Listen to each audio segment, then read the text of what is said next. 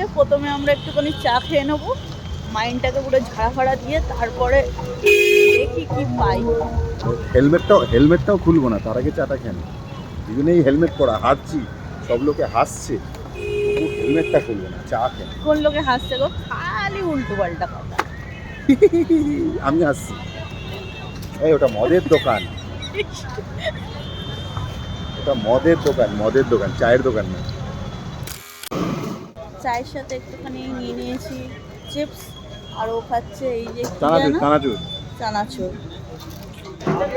চায়ের চুমুক দিয়ে দেখি চাটা কেমন হয়েছে। কেমন হয়েছে গো চাটা? অবিশ্বাস্য, অতুলনীয়। আর কিছু বলার আছে? না, এটাই মনে করছি, এটা এইটুকুই মনে করছি,